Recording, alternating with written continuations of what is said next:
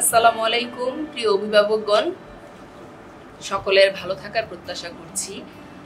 আপনি যদি আপনার সন্তানকে তৃতীয় শ্রেণীতে ভর্তি করাতে চান তাহলে এই ভিডিওটি আপনার জন্য। 2026 সালে স্কুলে ভর্তি পদ্ধতি লটারির মাধ্যমে হবে নাকি ভর্তি পরীক্ষার মাধ্যমে হবে সেটা এখনো ঘোষণা হয়নি। সুতরাং আমরা আমাদের শিক্ষার্থীদেরকে অনিশ্চয়তার মধ্যে না রেখে ভর্তি পরীক্ষার জন্য প্রস্তুত করে নিতে পারি।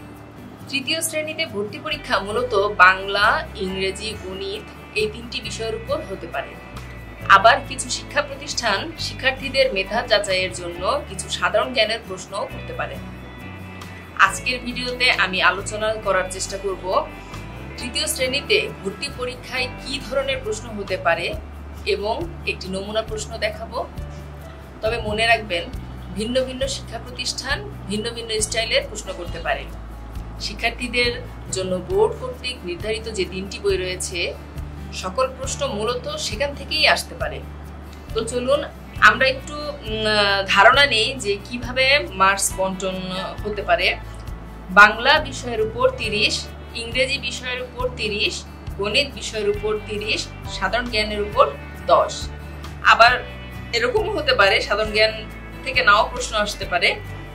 এই 3টির মধ্যে এই 3টি বিষয়ের উপরেই 100 মার্ক বন্টন করে দিতে পারেন। আমি একটু বলে নিচ্ছি, আমি এর আগে 2টি ইংরেজি বিষয়ের উপরে নমুনা প্রশ্ন করে দেখিয়েছি আমার ফেসবুক পেজে এবং চ্যানেলে। তো আপনারা চাইলে সেখান থেকে আমার এর আগের 2টি নমুনা প্রশ্ন ইংরেজি বিষয়ের উপর দেখে নিতে পারেন। তো আজ আমার এই নমুনা প্রশ্নটি হচ্ছে তৃতীয় ইংরেজি বিষয়ের উপর নমুনা প্রশ্ন। একটু খেয়াল করুন। নাম্বার 1, এখানে আছে write 5 sentence of yourself. Write 5 sentence of yourself. Yourself সম্পর্কে 5টি বাক্য লিখতে বলেছে। Number 2, make sentence of the given words. Make sentence of the given word. এখানে আমি 3টা দেখিয়েছি, হয়তো 4টি 5টিও হতে পারে। এখন number 3, how many month are there in a year, what are they.